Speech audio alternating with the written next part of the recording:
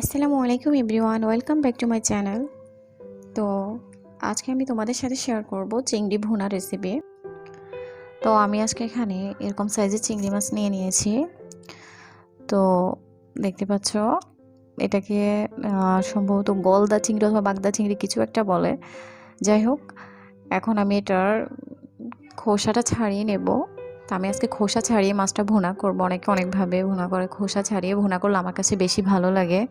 এত বড় বড় চিংড়ির মধ্যে খোসা থাকলে আসলে ওটা খেতে আমারও তো একটু ভালো লাগে না, সেজন্য আমি খোসাটা ছাড়িয়ে তোমাদের সাথে শেয়ার করব কিভাবে ভুনা করা যায়। তো এখন আমি খোসাটা ছাড়িয়ে নিচ্ছি, দেখতে পাচ্ছ আমি কিভাবে খোসাটা ছাড়াচ্ছি। তো আমার খোসাটা ছাড়ানো হয়ে গেছে। এভাবে আমি সবগুলো চিংড়ির খোসা ছাড়িয়ে নেব। খুবই সহজ চিংড়ি মাছের খোসা ছাড়ানো। তো আমার চিংড়িগুলো খোসা ছাড়ানো হয়ে গেছে। এখন এই পর্যায়ে আমি এতে সামান্য একটু লবণ, একটু হলুদের গুঁড়া, একটু মরিচের গুঁড়া দিয়ে চিংড়িটাকে খুব ভালোভাবে মেখে জাস্ট 15 থেকে 20 মিনিটের মধ্যে রেখে দেব। তো এই পর্যায়ে চুলায় আমি একটি প্যান বসিয়ে দিলাম। এখন প্যানে আমি পর্যাপ্ত পরিমাণে রান্নার রেগুলার তেল দিয়ে দেব।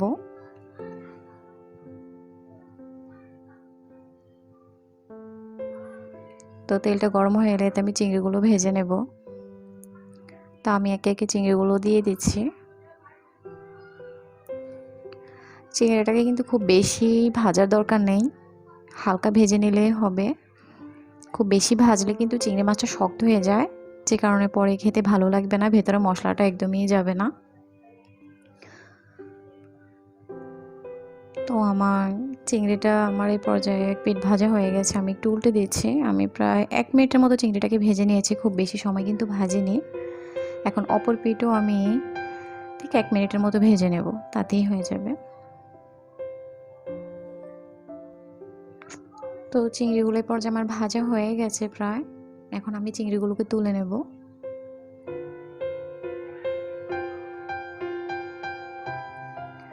তো অবশিষ্ট যে তেল আসে সেই তেলে আমি দিয়ে দিব পেঁয়াজ কুচি। পেঁয়াজ কুচি দিয়ে দিলাম। আমি এখানে প্রায় 1 কাপের মতো পেঁয়াজ কুচি দিয়েছি।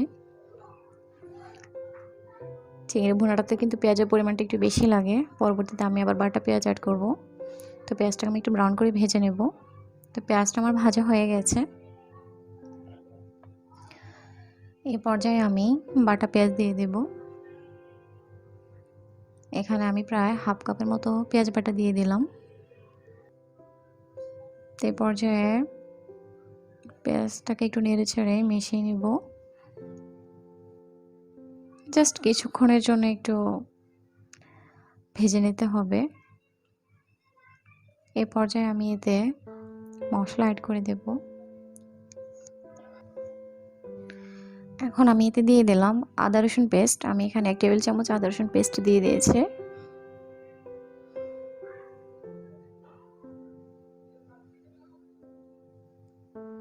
এখন আমি দিয়ে দিলাম অল্প পরিমাণ হলুদের গুঁড়া, যেহেতু আমি আগেই হলুদটা দিয়েছি। তো এখানে চিংড়িটা ভাজার সময় এই পর্যায়ে আমি 1 চিমটি পরিমাণ হলুদ দিয়েছি।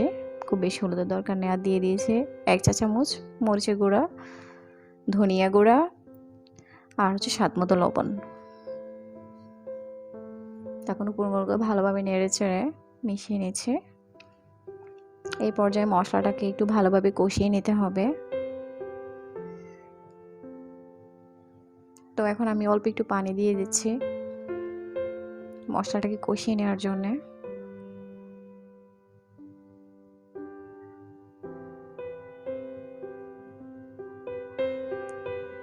তো আমি প্রায় 4 থেকে 5 মিনিটের মতো মশলাটাকে কষিয়ে নিয়েছি খুব ভালোভাবে। যেহেতু এখানে পেঁয়াজ বাটাটা অ্যাড করেছি, আদা রসুন পেস্ট, এগুলো এভাবে যদি 5 মিনিটের মতো মশলাটা কষানো হয় সেক্ষেত্রে দেখা যায় মশলার গন্ধটা আর একদমই থাকে না।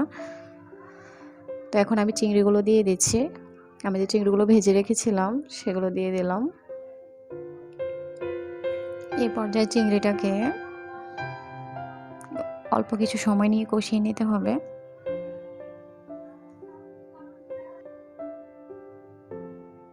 এখন আমি পানি দিয়ে দিলাম। আমি এখানে অল্প একটু পানি দিয়েছি, খুব বেশি পানি আমি দেইনি।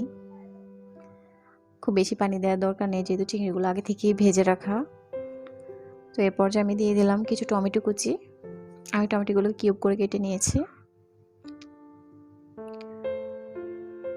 আর দিয়ে দিলাম 4-5টা কাঁচামরিচ।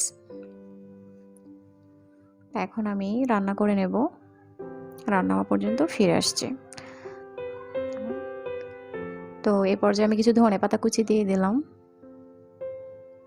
এই পর্যায়ে তোমরা লবণটা চেক করে নিতে পারো। এখন আমি আরও 1 মিনিটের মতো রান্না করে নেব। তো আমার রান্নাটা প্রায় হয়ে গেছে। এখন আমি চুলাটা বন্ধ করে দেব। তো দেখলে তো বন্ধুরা, আমি কিভাবে মজাদার চিংড়ি ভুনা রেসিপিটি করে ফেললাম।